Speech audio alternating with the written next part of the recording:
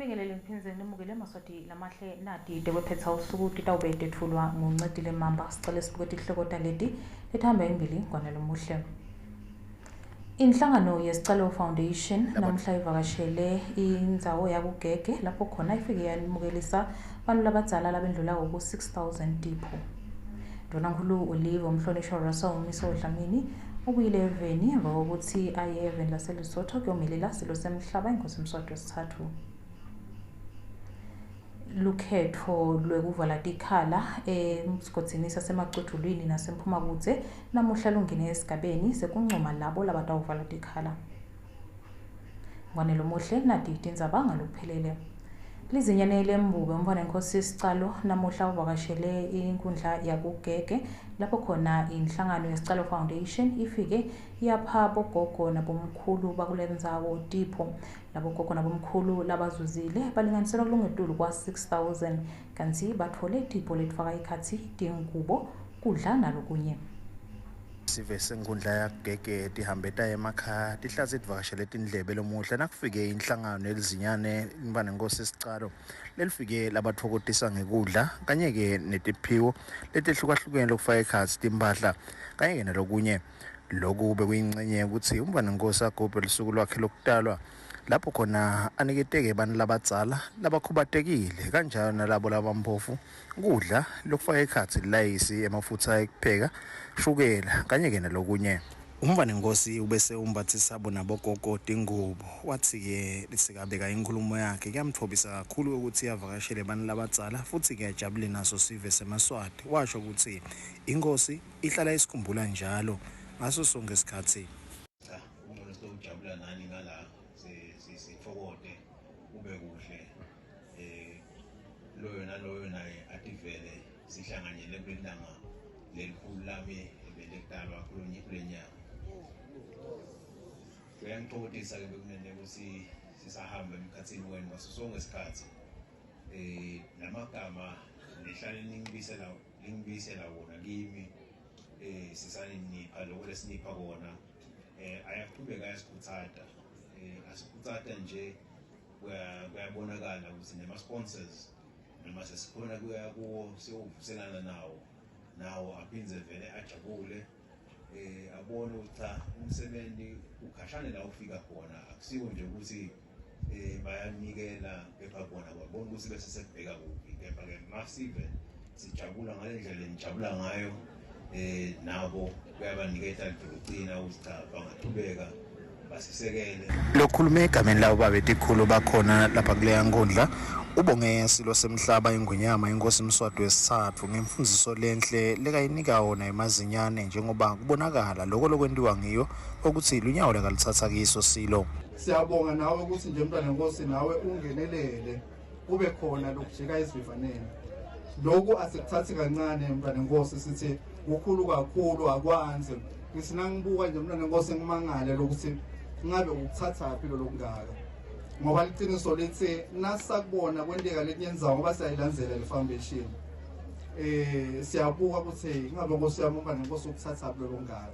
Sithi nje uNkulunkulu akaqhubeka akwanzisele mntwana inkosi. Lilunga lephalamende lakugege umhlonishwa Magesi Dlamini lehlulekile kutibamba ngenjabulo laveta ukuthi liyawuhlala liyisekela njalo yona inhlangano yesicalo foundation njengoba kubonakala ukuthi ilusito kakhulu eveni. Siyabonga kakhulu mbala Nkosi kusemthandazweni yethu nawekunene ukuthi ifoundation ime njalo ime nje ihlala iqinile bayisupporteke ngoba siyabonakala sandla sayo Nkosi ukuthi sikubantu bantu bayasitakala. Kube injabulo kuye wonke longeneleke lomsebenzi njengobe nebantwana nabo kukhona labahambe nako emakhaya lokufaka ekhatsi lokho kwekufundza kanye-ke netimpahla. Ngikhimbali Mavuso endzabeni emsakato eChina eMaswati na Gary Carlos sisenkundleni kugege. Miso Dlamini sobuyile eveni emva kokuthi abhekise amabombe eveni laseLesotho kuyomelela silo semhlaba inkosi Mswati wesithathu emcimbini wekubongela umholo wakulalive ngokuthi abelihlahlandlela lelihle ebuholini bakhe asebenzise imandi kuthuthukisa sive saseLesotho. Ukuthi simelele sithule nenkulumo yayo emsebentini weku inkosi lethi yesithathu yaseveni laseLesotho. Inkosi-ke yeBesuthu beyithweswa i-award kuba ihlahlandlela nokuba ngumholi losebenze kahle, wasebenzisa imandi, uthuthukisa imandi, uthuthukisa live leBesuthu, uthuthukisa ukuthula nentuthuko yemmango ngawo emandi. Utholekele umhlomelo aniketelwa i-Global Water Partnership, lokusho ukuthi nje inhlangano yemhlaba wonke lebuke emandi. Bakhona-ke labanye baholi lebe bamelelwe bohulumende ma-ministers laqhamuka kulamanye emave, eBotswana, eSouth Africa, bemelele tindvuna takhona. Sithulile-ke inkulumo lethumisela yona inkosi yeBesuthu egameni layo iNgonyama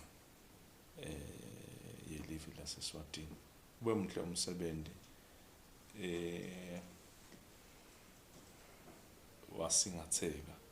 wasingathwa inkosi yeBesuthu. Sitena siphuma-ke kulo mcimbi lobu banjwele convention center yakhona, kwase kuba-ke ne-lunch lebeyendiwe ngiyo inkosi nahulumende weBesuthu ukuthi siyingenele nathi. Kube kuhle kakhulu, nabo babongile bajabule. Lidolobha laseMalkens Lidolobha laseMalkens libambe umkhankaso wekuhlanyela tihlahla khona edolobheni iMalkens. Lo mkhankaso ubongenelwe nangumeya waleli dolobha. Usekuthenini-ke utawushiya yona incabhayi ukuthi nalamanye emadolobha akuthathe njengendvo lenhle lokhu ukuthi-ke emadolobha adobha amahle. Lidolobha laseMalkens itolo belibambe umkhankaso wekuhlanyela tihlahla. Lo msebenzi bewungenelwe ngumeya umnumzane Bongani Babuza kanye nema-councillors. Kani lobambele umphathi welidolobha Nokwanda Homo bekahola tisebenti telohhovisi kanye neti-students temanyuvesi ladvutane. Lo msebenzi bewuwekuhlanyela tinhlobonhlobo tetihlahla kanye ne-hedge leyakha umthangala. Make Homo naye Mabuza bachaze kabanti ngalo msebenzi. Tree planting. So what we're trying to do is to beautify the Lidolobha lethu, and also October, October is considered to be urban October. So we do activities that are there to beautify the environment and also to highlight on Lidolobha lethu livable and also be smart and defocus ebantwini. Now since defocus ebantwini, we're not just necessarily saying they should just focus on the people, but they should also work ngobe le generation etasilandzela kuthi ngekhanzele live seselive leliphile kako. So namuhla sing-Malkens Town Council, we are joined by e-youth leqhamuka ema-universities lokubo UNEP, if I'm not mistaken, lekungibona labetile batosisita kwekuthi sikhona ukuchubeka sihlanyele tihlahla tethu, and we're also going to be planting a hedge ngale on another site that is not where we are currently. Lo msebenzi lona wekuhlanyela tihlahla sosuhambisana ne-environment. Lidolobha laseMalkens aliqali ukwenza lo msebenzi lona, lalwendile na-December ephelile siyachubeka nato letihlahla. Nawungabuka nje iqala kusuka le ila ungena le kabo-Sundowner sihlanyela tona itangalana. Amasoda akaqhubeke azame nekuhlanyela edolobheni tihlahla sizoqhubeka sisite imvelo imqoka kakhulu endzaweni. Sinakekele singadijubi singangcolisi ngaphasi kwathu. Lokhu-ke sekushiya incabhayi kiwo onke emadolobha kuthi afunze futhi nabo bente sona lesi khona lonke live litohloba. NginguMphendla Mamba etindzabeni eMalkens. Mengameli wenhlangano yabothishela Sinathi Mbongwa Dlamini uthi kusekela abaculi belive laKaNgwane kungasita ukuthi kuthuthuke umnotfo. Uvete lokhu itolo kusihlwa emcimbini wekuphetha lilanga labothishela.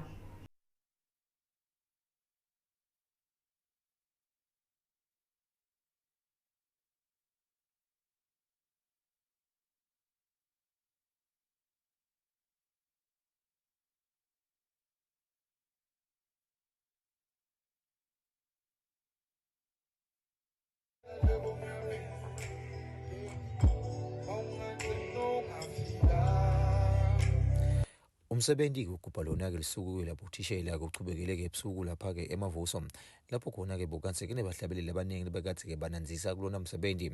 Sikhulumisana naye-ke emangameli wayo kule nhlangano yabothishela uvetile ukuthi-ke babothishela baboneke kufanele ukuthi babe baningi bahlabeleli balapha-ke eveni lakangwane bebekade-ke bananzisa kude-ke batawufundzisa nokuthi babonise wona-ke emaswati ukuthi kubalulekile ukuthi-ke emaswati-ke asekelane njengoba-ke emathalenta kungwona-ke lahamba embili ekutheni-ke aphilise wona-ke emaswati ikakhulu-ke langasebenzi.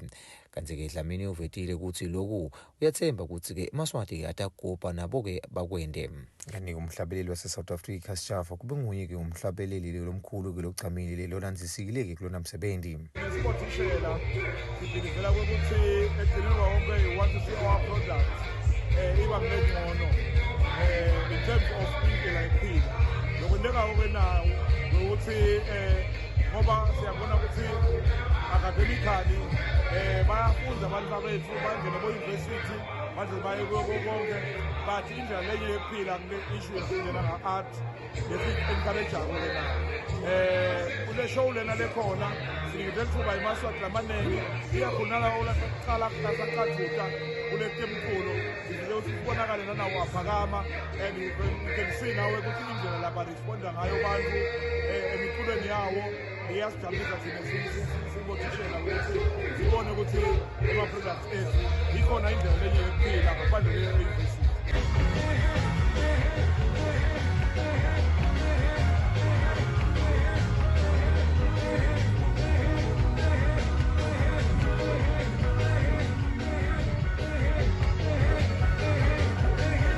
Lobika kwendizabeni emsakathi channel Maswati ngingeri Carlos ngamanzini.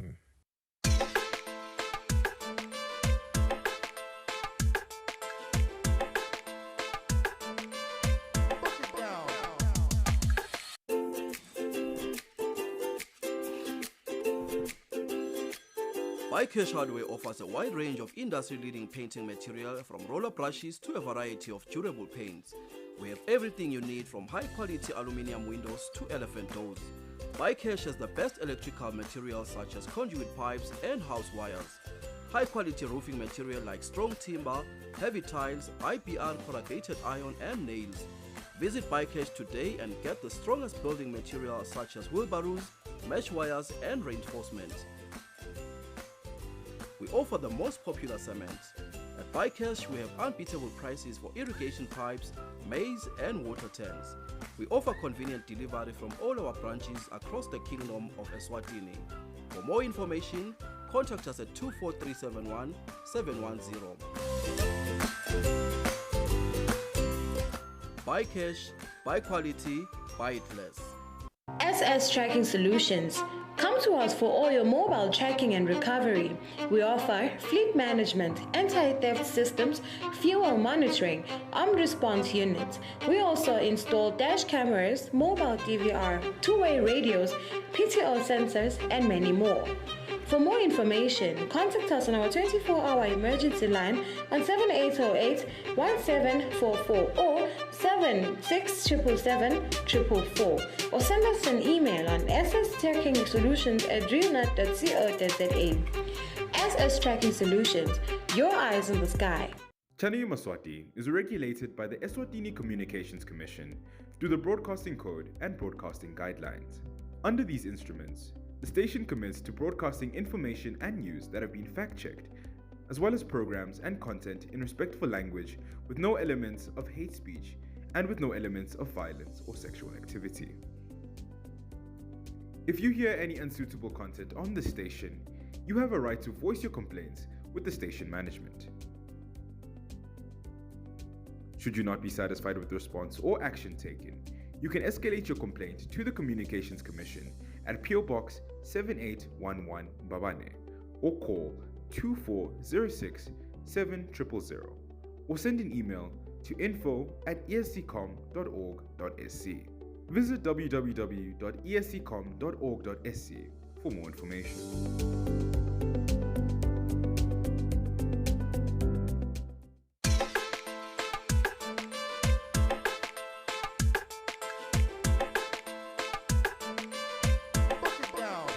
Sikwemukele Ngwanelo Muhle, simukele kakhulu losanza kuvula umsakato we-channel eMaswati. Sibonge losolo ahleli kanye nathi, sitawuchubeka nato tindzaba kulesikhathi sanyalo.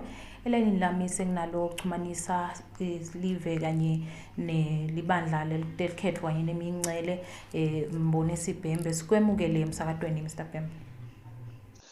Siyabonga kusemukela emsakatweni e-channel eMaswati. Sivusele eMaswati lalalele nalabukelako wona umsakato.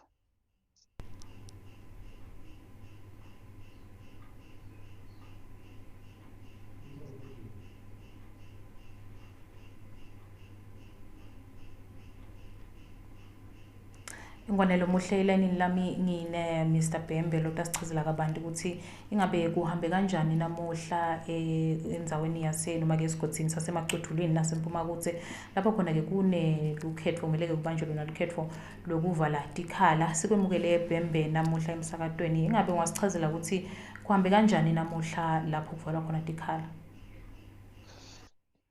Umsebenzi ube muhle kakhulu. Libandla lelibukela indzaba telukhetfo kanye nemincele yesive eSwatini, i-Elections and Boundaries Commission iyajabula ngelinani lebantfu lelibonakele liphuma kutophakamisa emabito ebantfu ukuthi bangenele lukhetfo lokuvala bucopho. Njengaloku libandla lasukuma laveta kuso sive lokuthi sekutawusukuma lo msebenzi lamhlanje besolo sibhekile lokuthi vele eMaswati atawuphuma aphakamise emabito ebantfu lokungenani kusukela elinanini lebantfu labatsatfu kuya ebantwini labangamashumi lamabili lababhalisela lona lukhetfo.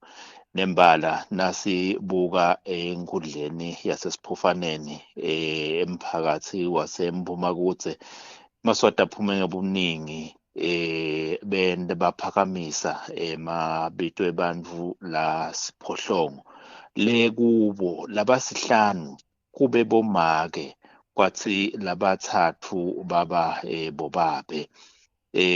Siyanaka ukuthi futhi kuleli nani lebantfu labasiphohlongo lababili kube bantfu labasha labaneminyaka lesemkhatsini weminyaka leshumi nesiphohlongo kuya emashumini lamathathu nesihlanu 18 to 35. Lokusho ukuthi laba lababili labasha youth munye wabo ungumfana lomunye uyintombazana. Kulijabulisile kakhulu libandla kubona ukuthi nembala sive singakhona nekubathemba abantu labasha ukuthi bangaze balungenele lona lukhetfo. Uma sibuka enkundleni yase Mgwempisi umphakathi wasemacuthulweni lena khona baphume ngebuningi bantfu bete kutowusekela lo msebenzi, bete kutowuphakamisa emabito ebantfu laba bakholwako nobe labathemba ukuthi batawukhona kuwenta umsebenzi wokuba bucopho.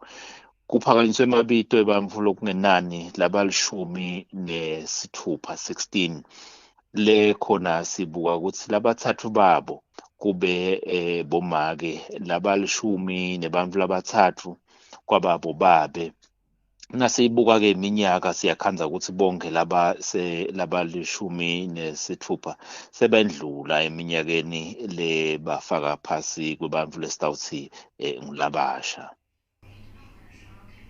Kuyevakala Bhembe, ingabe njengoba nyalo sekunconyiwe sigaba lesilandzelako sithini?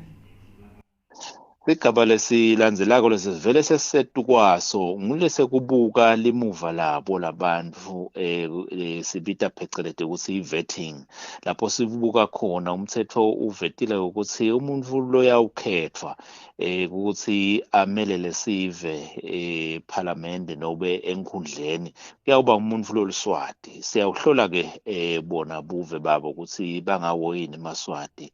Siphindze bese siyahlola tindzaba tebucala ukuthi ungabe umuntu ude nemacala lamvimbelako ukuthi angalungenela lukhetfo. Lawa macala lokhanza ukuthi afaka ekhatsi kona kubulala, lafaka ekhatsi inkhohlakalo, corruption, nalamanye nje macala labonakala ukuthi atiyetile. Sitawuthi-ke sibuke ukuthi ungabe loyo muntu akekho yini phasi kwesigwebo.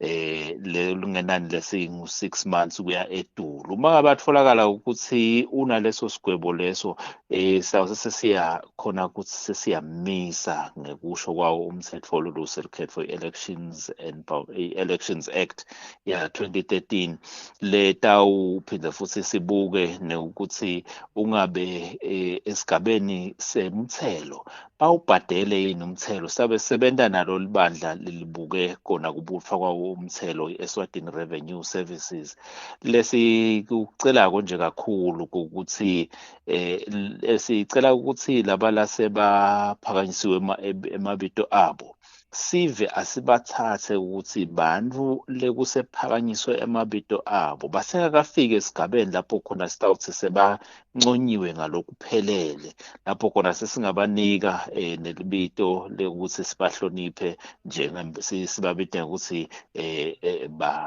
labanconyiwe manconywa candidates kwanyalo nje sisathi bantu labaphakanyisiwe emabito abo libandla litawuhamba liyobahlola lendele ukuthi lokungenani kuyawuthi kushaya lesihlanu wakuleli viki leselisombulukako kufanele kube sesibuyile nemininingwane satisa nesive lokuthi sibuya nemiphumela lethini lokutabe sekubenda ukuthi babe sesigabeni sekucala kukhankasa kuyaqala mhla ka-1 kuLweti November kuyawuthi made kube 20 kuye November. Siyabonga kakhulu Mr Bhembe, siyathemba ukuthi niyachubeka niwatise eMaswati kulolu likhetho ukuthi kuchubekani. Lo muhle loyo bekungiloxhumanisa libandla lelikhetho nemincele kanye nesive Mbonisi Bhembe asichazela ukuthi namuhla kuchubeke ini kuloko likhetho lokuvala tikhala lebelichubeka eMphumakuthe kanye nasemacuthulwini sitachubeka netindzaba ngwane lo muhle. Indvuna yelitiko letemfundo umhlonishwa oNxumalo uthi sekufika isikhathi sekuthi lakangwane noma ke tona temfundo eveni lakangwane saletingena ezingeni letebuchwephesha. Indvuna ivete lokhu nayivula ngalokusemthethweni umhlangano wesikolo lohlanganise lelitiko kanye nelitiko letekwatisa kuxhumana nebuchwephesha.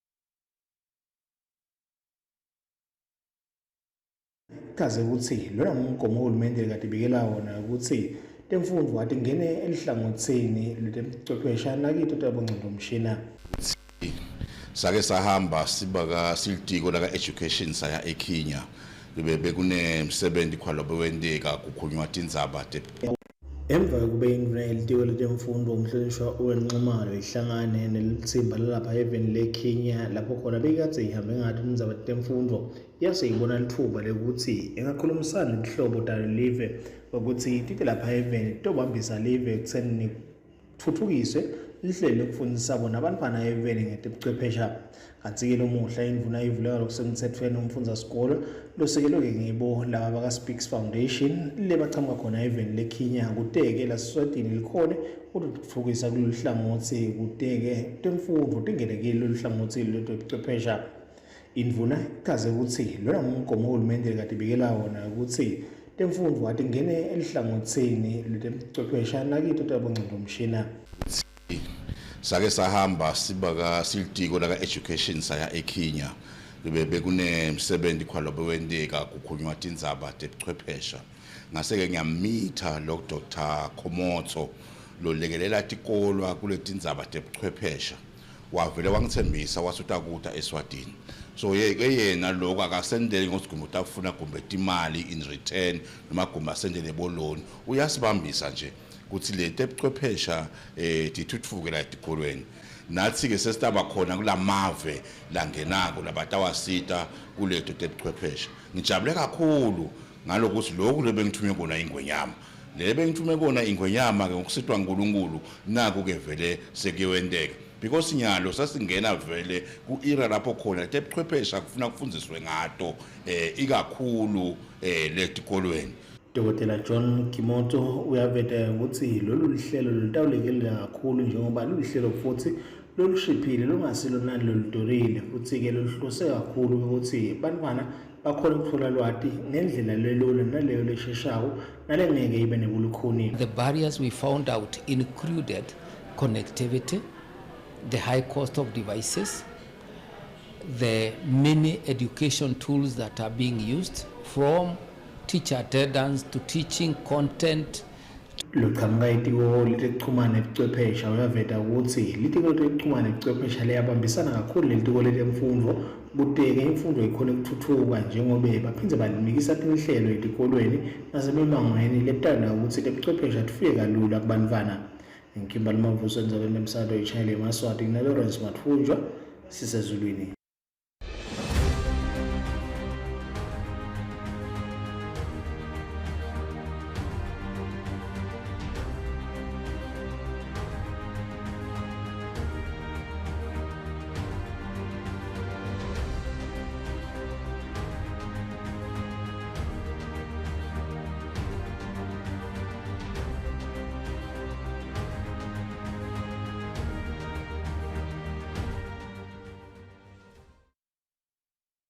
Temidlalo ashabalele namuhla emaphupho ilicembu lengwemabalabala iRoyal Leopard ukuthi bachubekele esigabeni lesilandzelako semidlalo yeCAF Confederation Cup lokulandzela ukuthi namuhla baguce esigabeni sema-penalty emidlalweni ebodlalelwe enkundleni yetemidlalo kaSomhlolo. Bekungumlende wesibili kuyokele nandzebe CAF Confederation Cup emkhathini ke walamacembu lamabili kulandzela ukuthi evikini leliphelile licembu lengwemabalabala belibheke khona ke eDRC lapho khona ke badlala ngeligoli linye ngalana nangalana namhla babuyile ke enkundleni yesive kaSomhlolo lapho khona licembu lengwemabalabala belinelithemba ukuthi lingahleke liuncobe lomdlalo lichubekele khona ke kuma group stages. Licembu lengwemabalabala liyeke kuwo lona mdlalo lingafuni ke kufaka lona ligoli ngoba belati ukuthi uma lo mdlalo phetha ngelicandza ecandzeni batochubeka khona ke kuma group stages kepha imvadi kabi ke kanjalo lapho khona licembu lase-DRC uthi umdlalo sodlala imizuzu lesikhombisa bavalela khona ke ligoli labo udlalile komdlalo wayekhefini kuligoli linye ecandzeni libuyile esigabeni sesibili lapho khona licembu lengwemabalabala bese lifaka ke wona emandla kepha ke tindvo betingafuni ke kuhlangana badlali babo labadlala imbili lokufaka ikhathi ke bo Felix Bandenhorst bahluleka ke kushawa wona emagoli kepha ke uthite ke umdlalo sodlale ke umzuzu lengemashumi layimfica 90 minutes licembu lengwemabalabala lalivalela ke lona ligoli ngaye ke Felix Bandenhorst. Umdlalo obese ke uya khona ke ngama penalty lapho khona licembu lase-DRC lincobeke ngemagoli lamane kulamathathu lapho khona ke Junior Makakula ayigejile ke ipenalty ekucala. Umceceshi waloke licembu lengwemabalabala uthi kukhona ke sifundo labasifundzile ke kuyo lena midlalo waphindze wachaza ukuthi tincane tindvo leti babulele balicembu kephana batawulungisa balungisela likusasa. No kunene sifundzile and besengakusiya ukuthi sesikahle besijabule ukuthi masingangena siqualify kuma group stages that's where sitofundza lokunene but lesibonile is that labanye ba teams are fast which means ujima egroundini uthi usuqedzile kanti there are certain muscles of wa build up ebadlalini bakho latawona babe fastanyana sibonile laba abafast avele kanasi so sifundzile lokuthi bantu there are people kunama teams are strong outside so kuyadzinga ukuthi vele sijime ungamncengi umdlalo ngicela ujime today qhambe nalibo futhi so going forward ku-league we are at least nyari confident inenge abadlalini. Umceceshi wase-DRC uthi badlala umdlalo lomuhle ke bafana bakhe badlala ke kona ke ngako kubambisana kephana ke uthi tincane timvolo kumele ke batilungise basakhona kuma group stages waphindze wathi akaphathe kahle ke lapha eveni noma kabakaphathe kahle balicembu lapha eveni lobika kwendzabeni channel eMaswati ngiLawrence Mathunjwa ngalobamba kaSomhlolo. Sengidiva likhona lana telusuku lwanamuhla kodwa ngakade phethe ngalokuphelele asiphindze sibuke tihlokota leti lebithamba imbili. Inhlangano yesicalo Foundation namhla inikelele abantu labadzala benkundla yagege ngetipho letahlukahlukene labendlulako ku-6,000. Dunankulu weliwe Mhlonishwa Russell Miso Dlamini ubuyile eveni emva kokuthi abhekise amabombo eveni laseLesotho ukuyomelela isilo semhlaba ingosi Mswati wesithathu. Lukhetho lokuvala tikhala esigabeni sabobuchopho emphakathi wasemacuthulwini nasemphuma kutse namhla lungene esigabeni sekuncoma labo labatawungenela lolu khetho. Tiyagucangwane lomuhle kubukela abengilokuhle etinhlelweni leti tawulandzela usale kahle.